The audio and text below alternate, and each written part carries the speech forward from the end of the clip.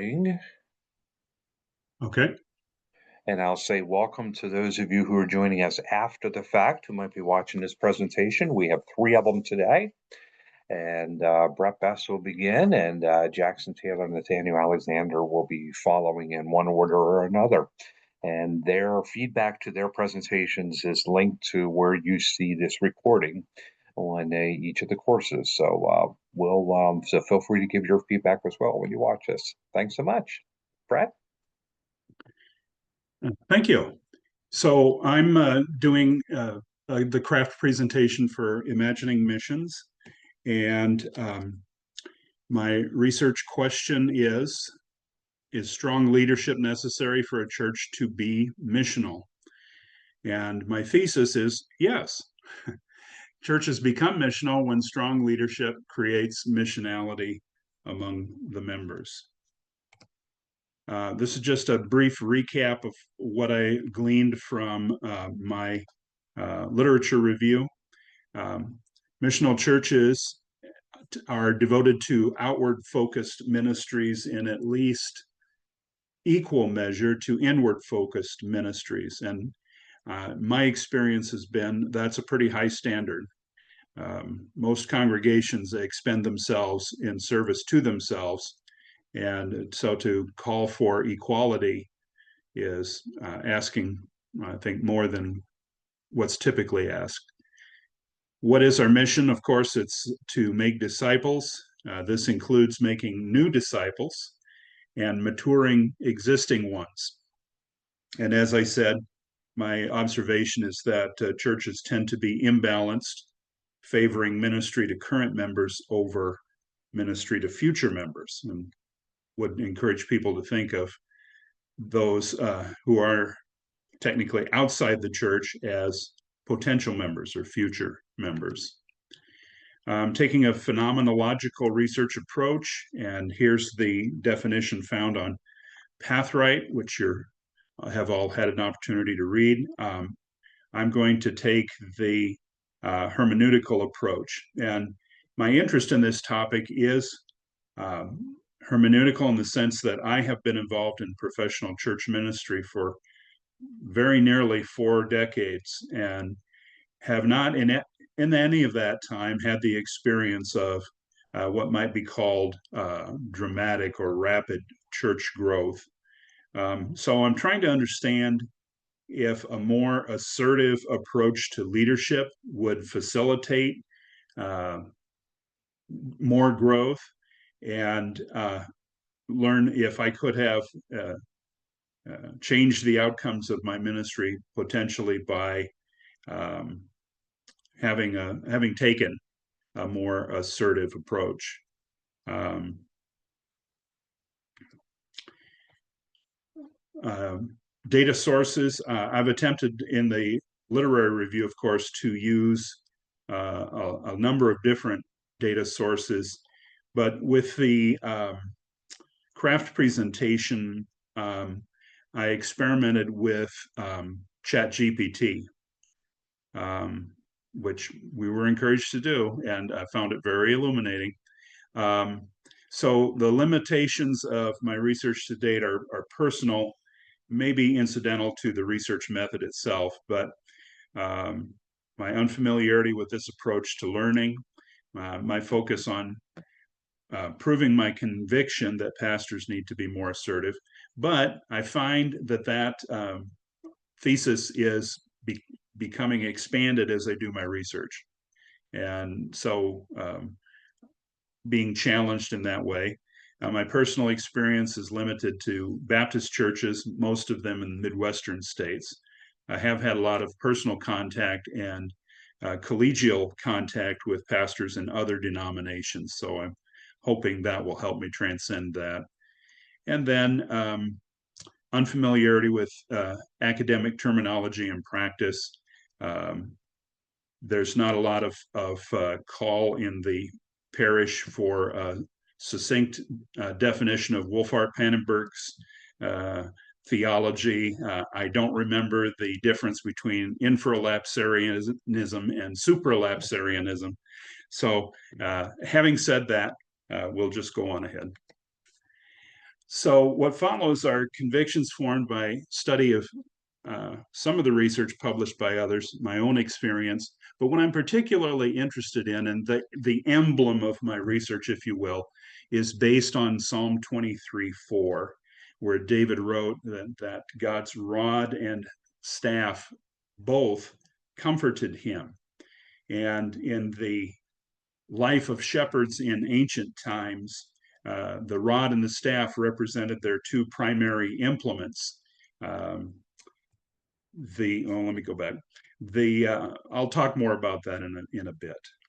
But just setting that term out, I'm intending for the term to be um, provocative, and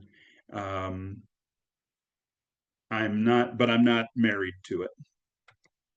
Missional leaders create missional churches. This is just expanding a bit upon my thesis.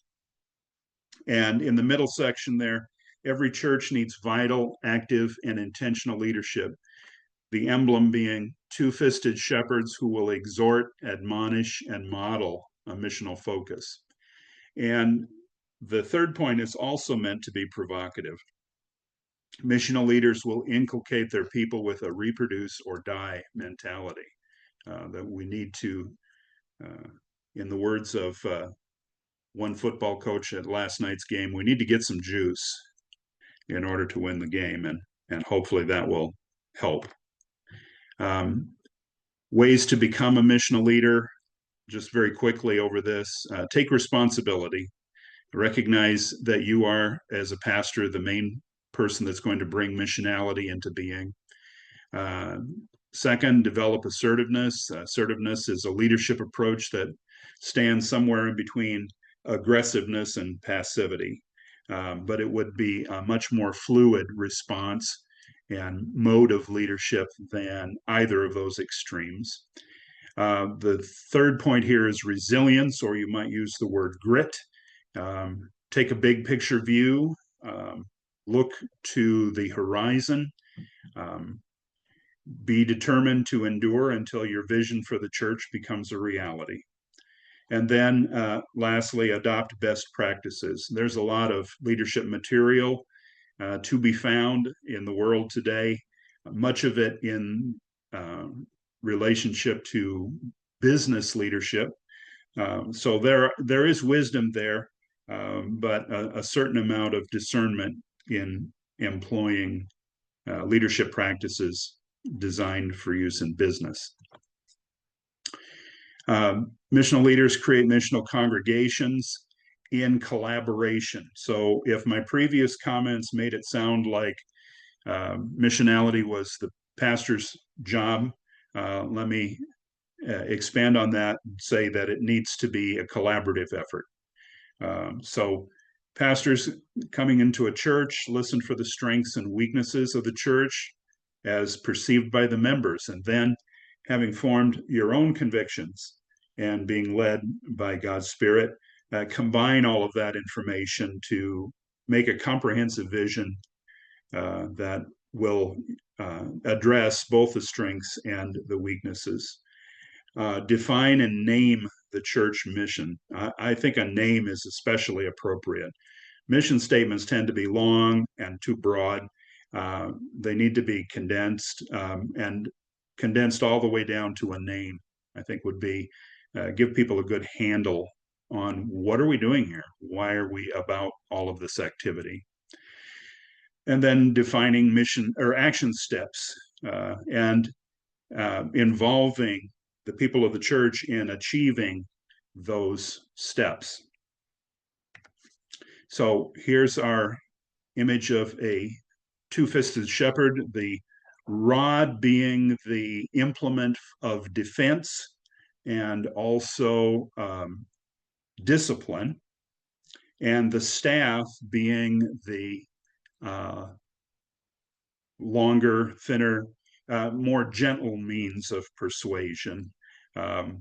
Interestingly, when I came to pastor my current church, behind the door at the pastor's office was a shepherd's crook and a baseball bat. So I took that as something of a sign, and in thinking about um, balance in pastoral ministry and in leadership.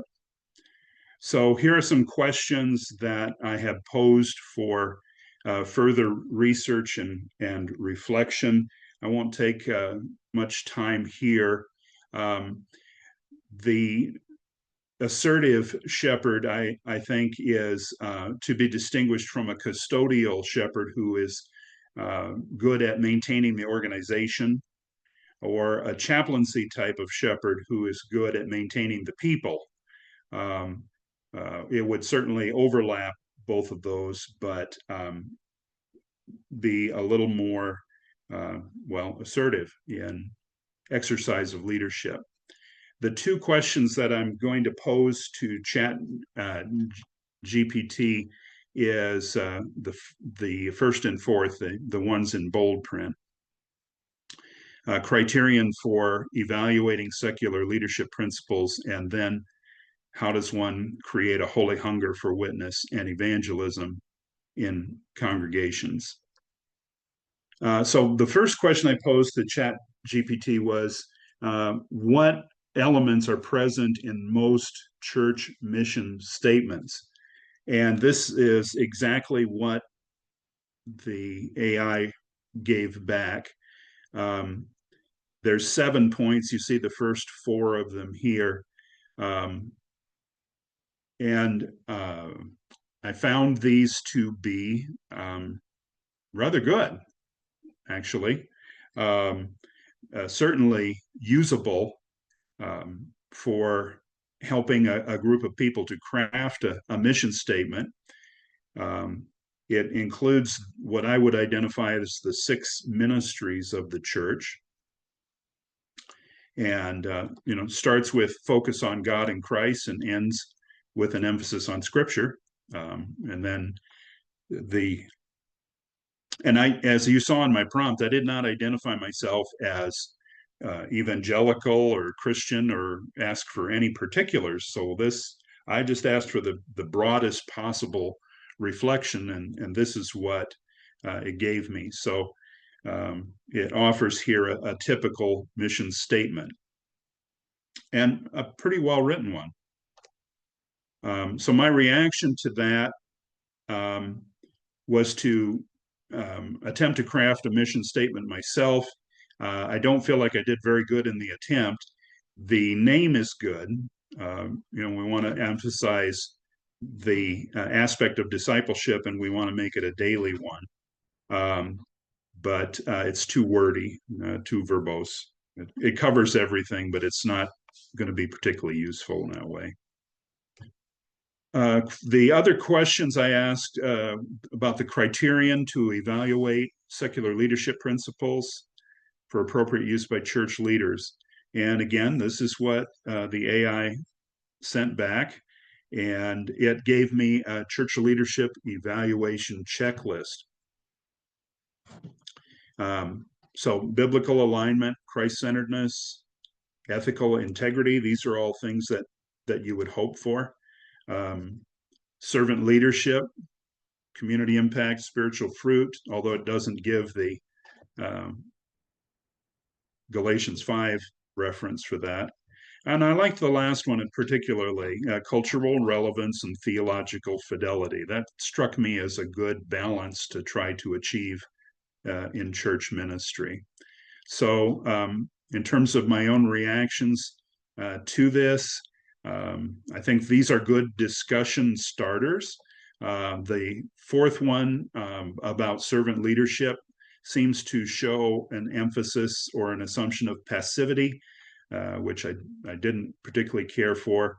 But that is one of the points that I need to research further. And again, number 7 being a great paradox. My second prompt was, how does one create in congregants a holy hunger for witness and skill for evangelism? And Chat GPT gave me a compliment. I didn't expect that. That's a beautiful, challenging question, and one that church pastors and church leaders wrestle with constantly. Creating a holy hunger for witness and skill for evangelism usually requires shaping both hearts and hands. Interestingly, it added, here's a framework that often helps. I don't know how it would know whether or not it often helped, but that's the statement nonetheless.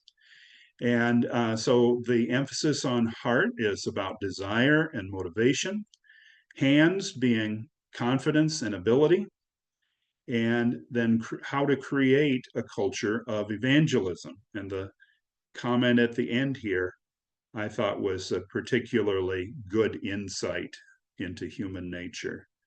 Um, so reactions to this, interestingly, the program offered to create a 6-week course for inculcating this into a congregation. And I said, sure, go ahead. So it created a workbook for the participants. It created a leader's guide for the leaders. And, while this is not something I would photocopy and put in people's hands, nonetheless, I found it an interesting place to start. It seemed to be comprehensive and hit the major points for sure. That's the end of my slideshow, and my presentation time is up. Thank you, folks, very much.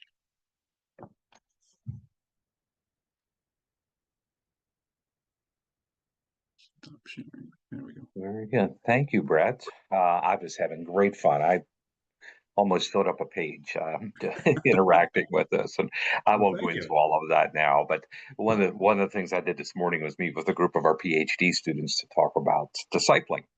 And a colleague and I from Kairos are working on an article about how we best translate that word and what do we mean by it. And about 10 years ago, another colleague and I wrote a book on leading missional change in a church.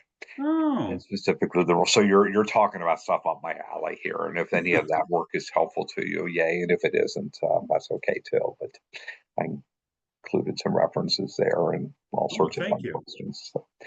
So yeah, thank you for giving me something really fun to listen to here in our first outing. Nathaniel Jackson, do you guys have anybody want to volunteer to be next?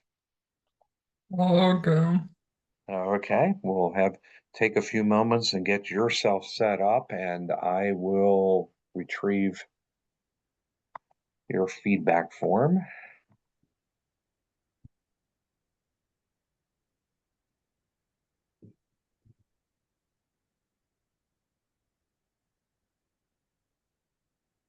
I get the sense from the title that this one might be a very different kind of topic.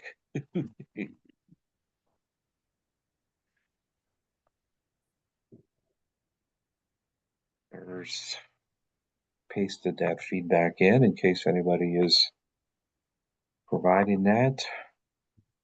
And give me one more second here. Okay.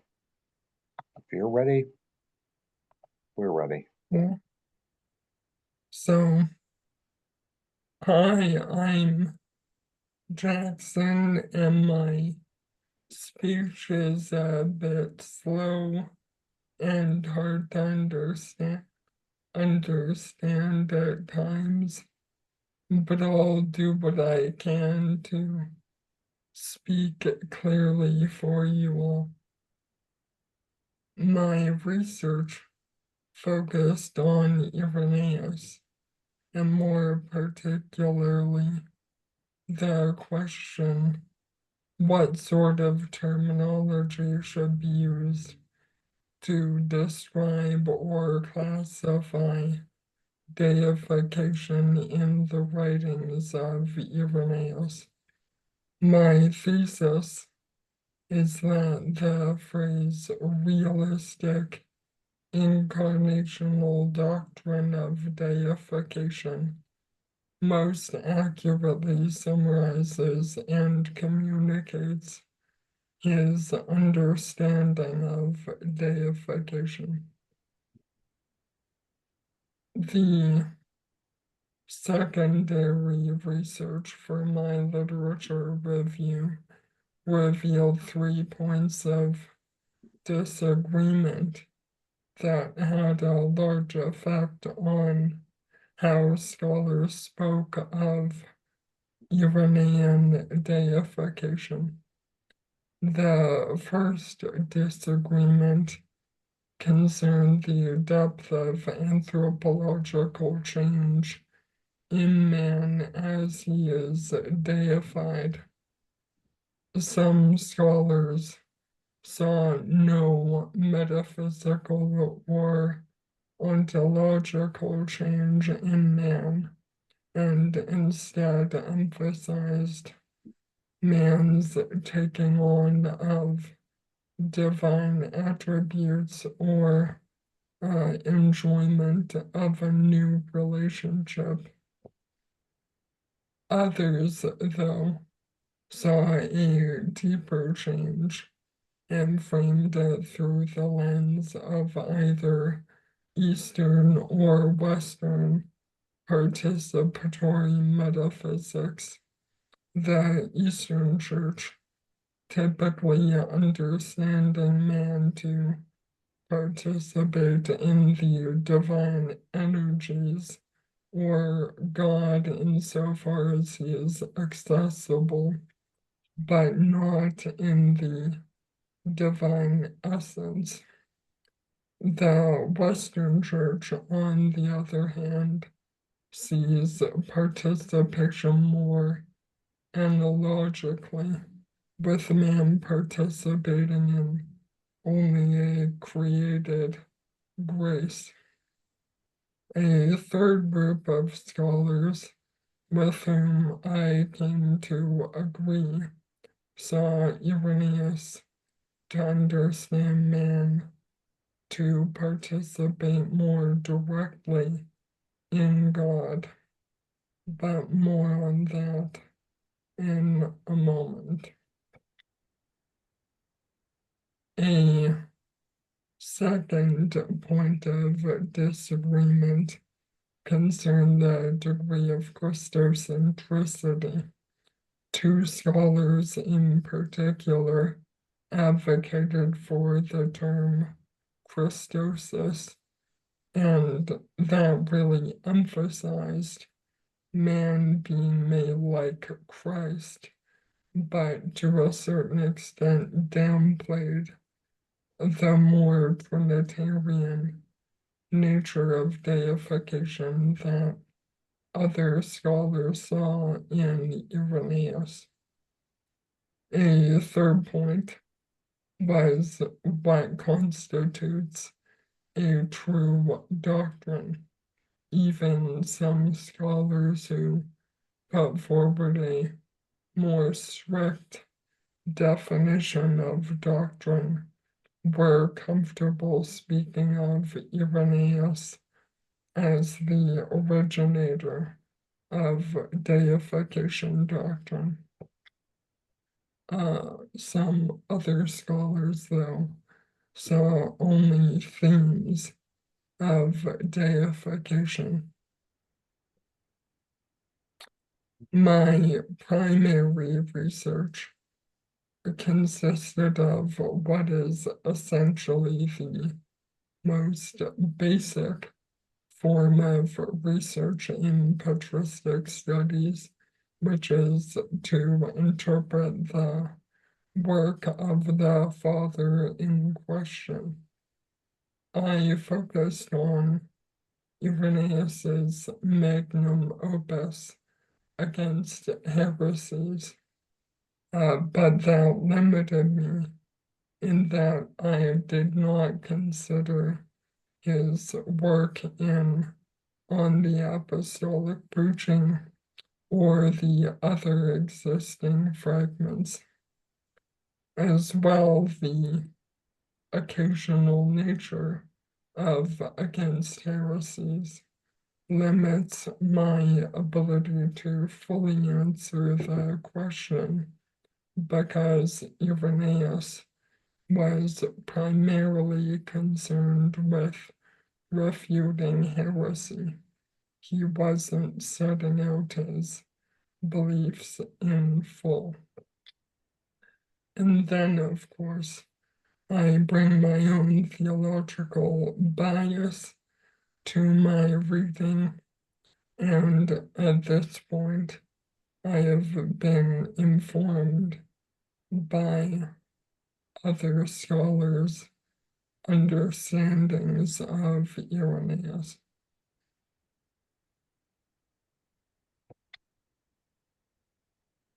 Really quickly, I'll try to walk through a few key passages that led me to my conclusions. Starting here with Irenaeus's famous exchange formula, where he states that Christ became what we are, so that he might bring us to be even what he is himself. And you'll see in the Latin on the right the verb perficere, which also appears in this passage, where Irenaeus speaks of the perfect man.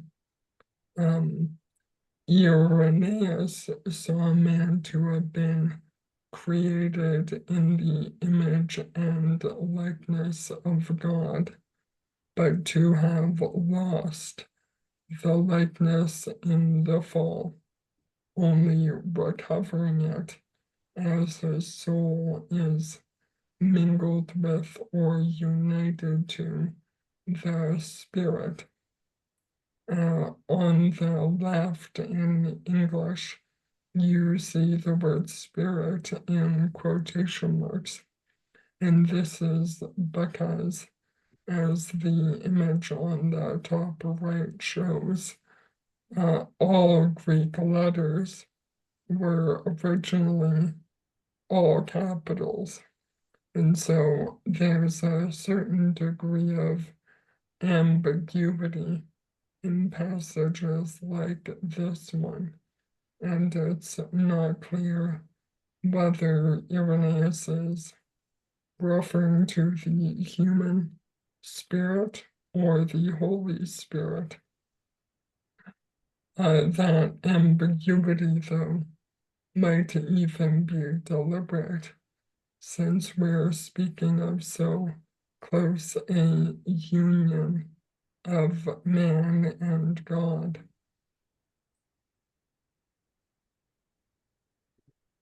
Here, Irenaeus speaks of the restoration of the likeness by means of the visible Word or incarnate Christ. But significantly, he says that in the restoration of the likeness, we are not only made like Christ, but like the invisible Father, more than Christosis is occurring. We are assimilated to the full Godhead. In this passage, Irenaeus mentions all three persons of the Trinity and speaks of us partaking of God himself. On the right, in Latin, the idea of participation comes more to the forefront.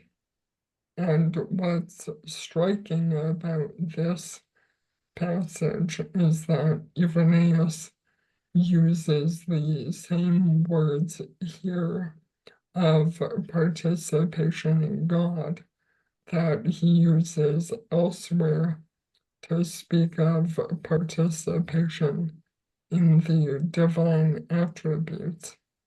He makes no distinction between the energies and essence.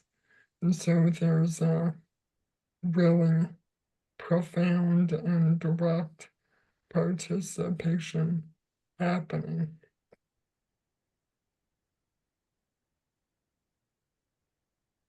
Nonetheless, Irenaeus makes clear in a number of places, including here, that man has a beginning, and on that account is eternally inferior to the only unbegotten Creator. So he uses creation ex nihilo not only to refute Gnostic emanationism, but also to preserve the creator-creature distinction that would otherwise be threatened by so direct a participation in God. Finally, here we see Irenaeus make use of Psalm 82, and he understood that chapter to have applied the word gods to human beings. We see that he understood man to have been made first merely men, but that at length man becomes gods. So there's a real or realistic divinization or deification occurring as man is united to God.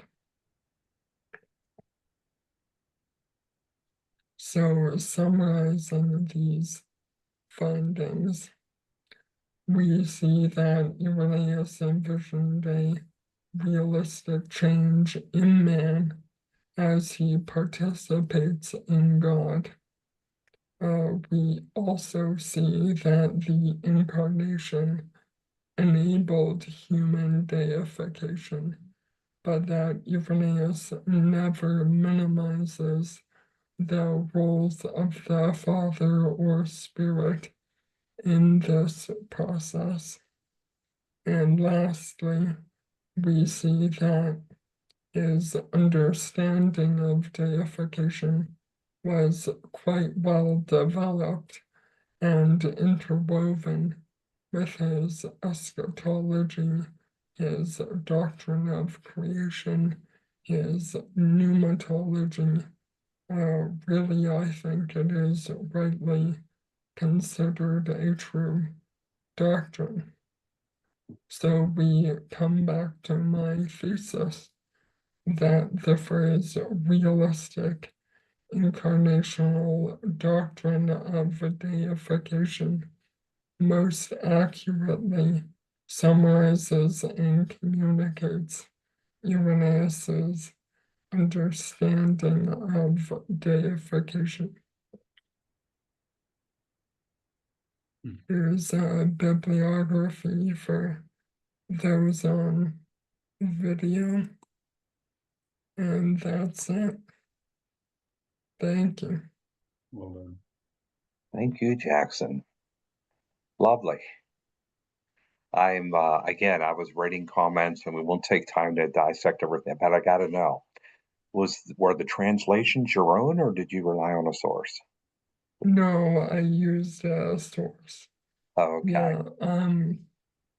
Yeah, I do read Latin and Greek, but no, I'm not quite confident enough to present my own just yet. Well, you would have persuaded me if you said it was original. So I want to just stop for a moment, and we'll get Nathaniel set up to go. But when we started doing these, the people in the social sciences were able to understand better the distinction between secondary research and primary research. And that, because involves human subjects or something, and we're out discussing. Those in the humanities have, some of our fellow students have gotten a little bit confused, and what sometimes they bring into us just a kind of a version of their literature review. So I want to thank you for modeling what primary research looks like in the humanities very well. You started with the secondary sources, but then you went on and said, okay, here is my engagement with the primary text. myself. And Irenaeus is one of those sources that in our generation has been increasingly rediscovered. He's got a lot to say to us in this time, and for you to engage him and bring him forward, particularly in one of these very important matters, is I think is awesome. I've been entranced with his understanding of the fall lately, with some of his characterized as anticipatory disobedience. That opens up all sorts of interesting questions for me, but we won't go there right now. But thank you for modeling that very well. And for those of you listening, Thank you. this is the kind of thing that humanities style primary research very much can look like. So very good. And Nathaniel, why don't you go ahead and get set up, and I'll go retrieve your feedback form.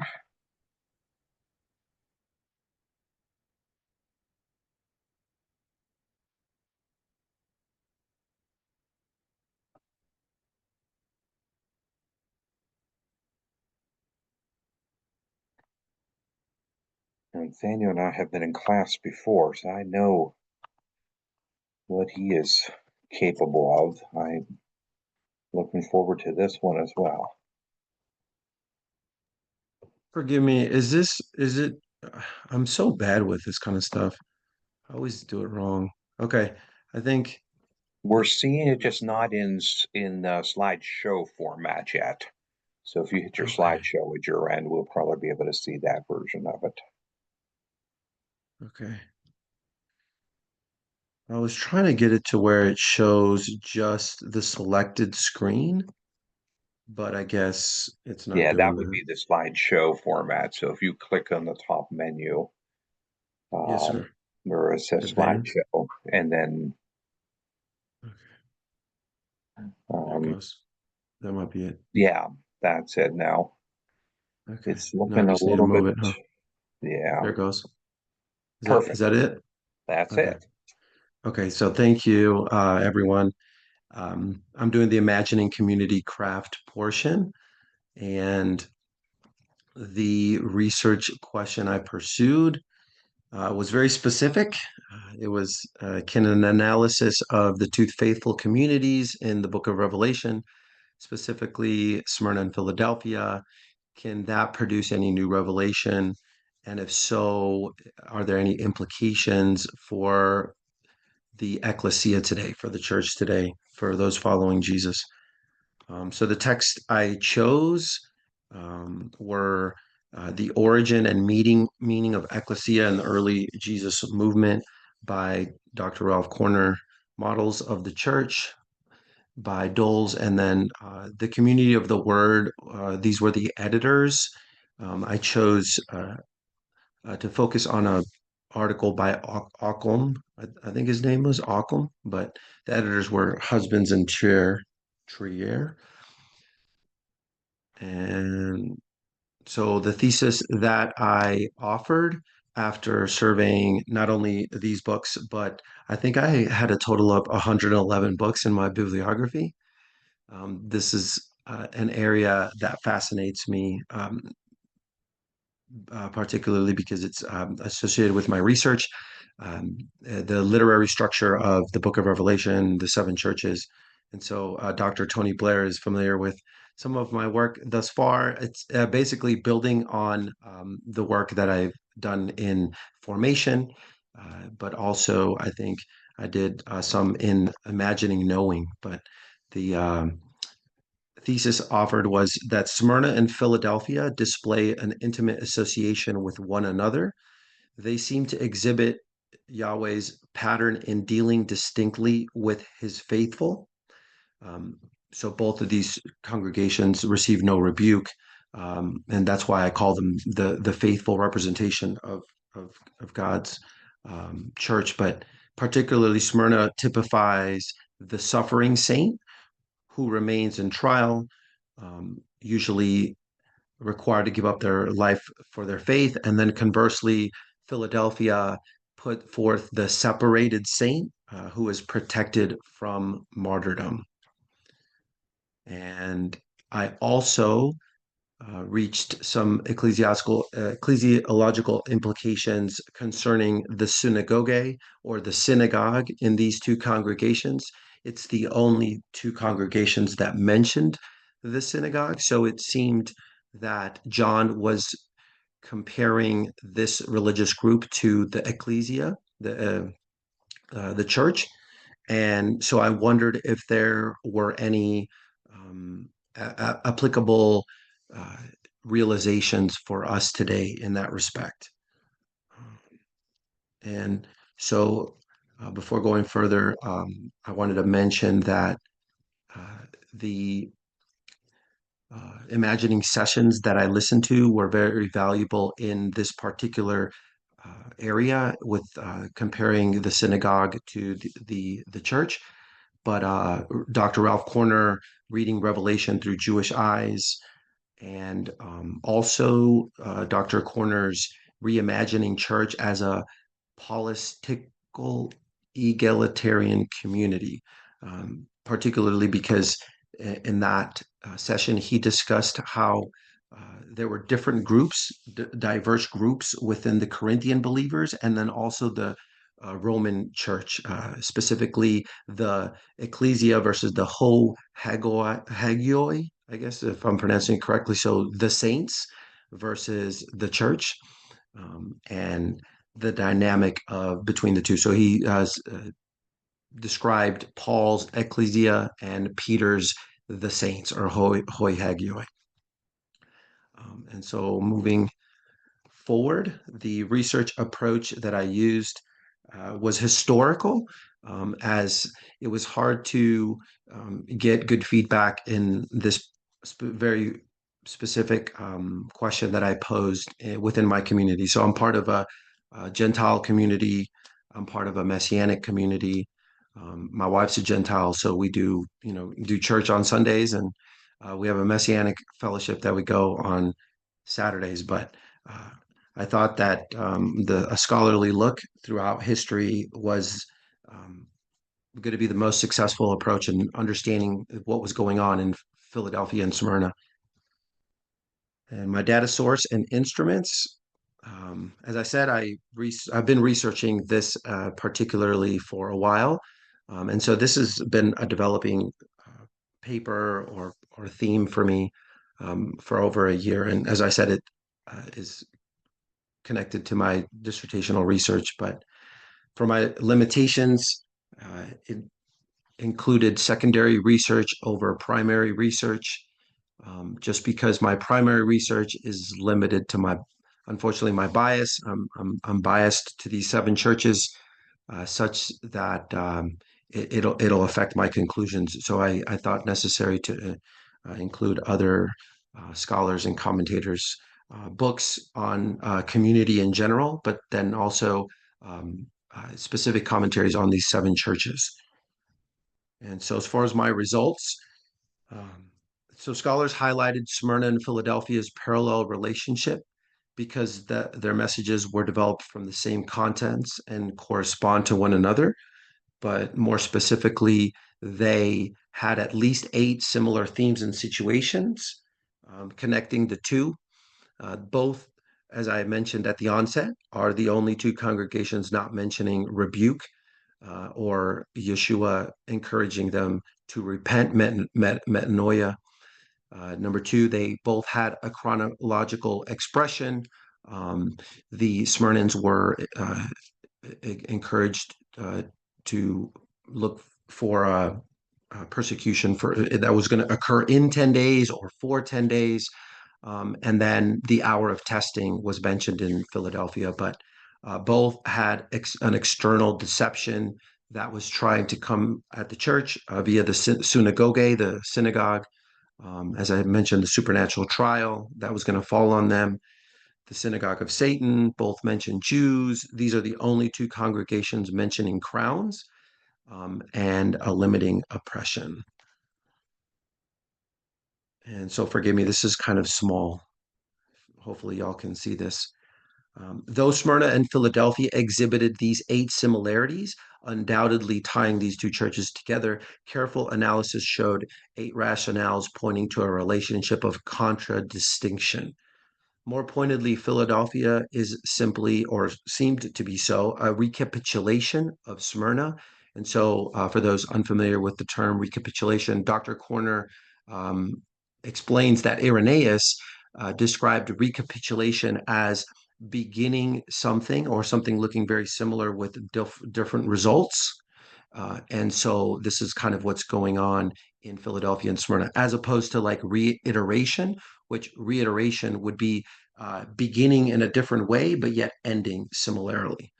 And so these two congregations had the synagogue of Satan, but they had it in an inverted fashion. So first the blasphemy, Jews, and assembly of Satan became in Philadelphia the assembly of Satan, Jews, and then lying, which is similar to blasphemy.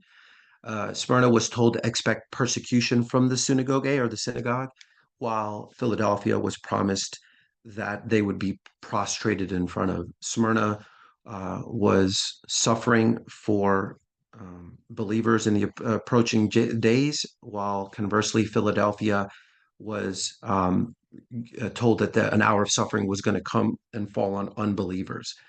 Third, Smyrna's faithful believers were prepared for trial. Oppositely, Philadelphia was instructed that evil earth dwellers would be tried. Smyrna recorded a call for future faithfulness, while Philadelphia documented a commendation for past faithfulness. Philadelphia already possessed their crowns, while Smyrna was exhorted to persevere to possess their crowns. Smyrna seemed to evidence an earthly promise or an earthly focus concentration, while the entire oracle of Philadelphia looked to the heavens, the key of David beginning, and then the New Jerusalem at the end. And so for that reason, Smyrna seemed to resonate with the robe in Revelation that seemed to be connected to martyrdom, which is the stole, versus Philadelphia's himation garment. The himation in Revelation looks to be a different garment of separation. And then finally, there's no eschatological coming promised to Smyrna. Jesus is given each of the congregations just an encouragement that he's coming to them, except for Smyrna. Smyrna is the only one. And uniquely, Philadelphia receives two of these in two different ways, Heiko and erkomai, two different Greek words for his coming. And so some of my results for synagogue, it presented that the strongest conclusion for the participants in this group of religious people were that they were non-Jesus following Jews, as opposed to them being Gentiles. That's a common conclusion. But the reason I came to this was that most scholars point to their introductions being a polemic against Jesus's deity and resurrection. So the Jews obviously rejected that Jesus rose again and that he was God, but both of the introductions to Smyrna and Philadelphia evidence that Jesus was attacking this assertion by the synagogue. One drawback from taking John to mean non-Jesus following ethnic Jews in this synagogue is that it lends itself to a supersessionist tone. Dr. Corner pointed that out. However, John's use of the sarcastic phrase assembly of Satan was not used to question who could claim to be Jewish, rather denied the opponent's allegiance to God. So it doesn't necessarily have to be anti-Semitic or supersessionist. And in listening to Dr. Bollinger's conversation on metaphor, it was very instructive because that was one of the positions I considered for the synagogue. Is it a metaphor? Is John using metaphorical language? But I sided with a scholar named Friesen, who leaned towards John using it in a sarcastic tone. And as I said, this built on past research. For me, Dr. Blair has listened to me on whether or not these seven churches are eschatological, historical, both. Are they typological? Are they all of the above?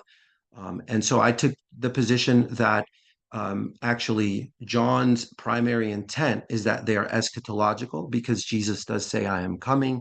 And while he could have come to these historical congregations spiritually, I do foresee him coming physically to establish his kingdom once and for all. And for that reason, I thought that John might have meant for these to speak to the universal church witnessing Jesus's return. And then, as far as my conclusions, this led for me to conclude, as I began at the onset, my thesis was that Smyrna represents the suffering believer, the faithful believer, and that Philadelphia represents the separated saint, if you will. It's both. It's not one or the other. God has this duality with the destinies of believers that I thought was supported by Scripture. So I submitted Enoch and Noah, Abraham and Lot, Daniel and his three Jewish friends, John and Peter in the New Testament, and then the two seeds of Revelation 12. You have this dynamic occurring within the book of Revelation, which is important because the seven churches are in the book of Revelation. So it's could be considered an intertextual support. And so a question remained on the nature of Philadelphia's separation. Are they kept within the trial or kept without? And it seemed that the contextual inversion, as I pointed out, between Smyrna and Philadelphia earlier, shifted the balance for them to be kept outside of the coming tribulation that would fall on the world. I listed as support three scriptural examples: Enoch and Noah, Elijah and Elisha, and the two seeds of the woman in the apocalypse. The first seed, Revelation 12:5, is harpazoed or removed from the earth, while the second seed in Revelation 12:17 is left to remain to battle the dragon. And so thank you for your patience. I only have two more slides, but if the preceding conclusion is correct, I thought that it had a lot of bearing on the church today, because it seems that usually people side with one or the other conclusion, namely that we're either all going to enter into tribulation. So I would call those people hyper Smyrna, or you will sometimes come across people that say, no, we're not going to enter the tribulation. We're all going to be out of here, so don't even worry about it. And I would call those ultra Philadelphians. And so I thought that both had it right, just a piece of it.